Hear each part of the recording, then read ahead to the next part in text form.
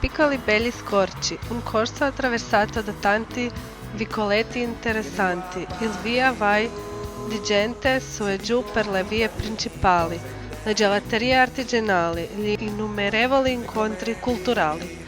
Questo e altro rappresenta per noi la città di Pordenone, un piccolo capoluogo tranquillo e ospitale, che ci ha accolto nel migliore modo e che ci ha permesso di vivere un'esperienza piena di emozioni. Ottimo punto di incontro per stringere curiose amicizie.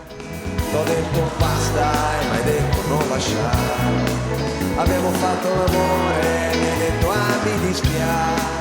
Mi hai lanciato una scarpa col tacco e poi abbiamo fatto pace. Noi curiosi siamo sempre con la valigia in mano. Ci piace viaggiare e conoscere paesi e regioni nuove e sappiamo che per raccontare la propria storia ci vuole poco. Tuttavia quello che abbiamo avuto l'opportunità di vivere qui è anche troppo. Di uscire tu hai acceso la TV e mentre un comico faceva ridere io ti ho sentito. Oggi il turismo sta cambiando e allo stesso tempo il modo di fare promozione si è trasformato. Non basta solo visitare i musei e percorrere i centri storici.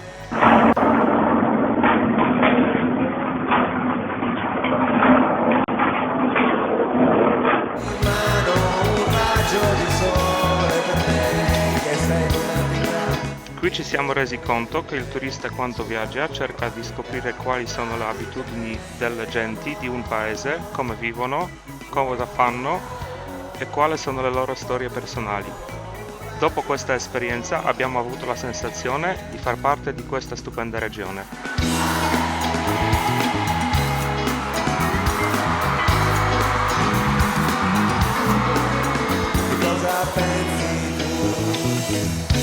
Abbiamo avuto l'opportunità di analizzare il modo in cui i friulani cercano di promuovere il loro ricco territorio. Persone fiere delle loro tradizioni gastronomiche lavorano sodo per offrire ai clienti prodotti di ottima qualità, ma non solo. La passione con cui fanno il loro mestiere e il modo in cui la comunicano fanno sì che il turista porti con sé anche un pezzo di storia e di territorio. Ragazzi, dove siamo? A Cividale E cosa si fa a Cividale? si mangia il frico Con cosa si mangia frico? con la polenta. È vero.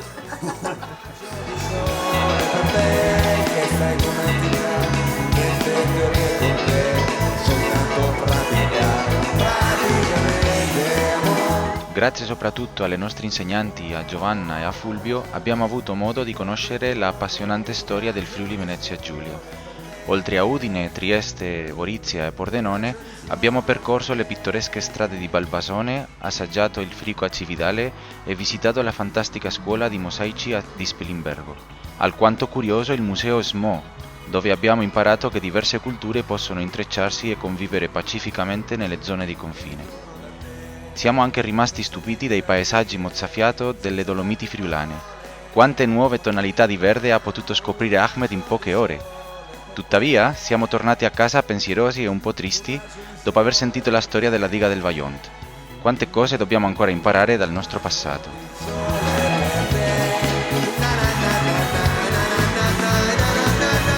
La domanda che ci poniamo è: siamo o non siamo curiosi? La risposta per noi è sempre affermativa, ovvio. Le work experience ci hanno permesso di sviluppare nuove capacità e di imparare diversi modi di trovare uno spazio nel mercato lavorativo. Grazie di cuore alle 10 aziende del Pordenonese che ci hanno ospitato a braccia aperte. Quello che abbiamo imparato farà parte del nostro bagaglio ovunque andremo e ci aiuterà ad affrontare le difficoltà che ogni giorno ci sono nel mondo del lavoro. Infine abbiamo anche avuto l'opportunità di conoscere quali sono le competenze più richieste dalle aziende più importanti, la stabilità, la capacità di risolvere i problemi che possono sorgere e tanta curiosità. Ah, e non sei curioso se non brindi con vino friulano in 9 lingue diverse? Sì, cominciato Mariche.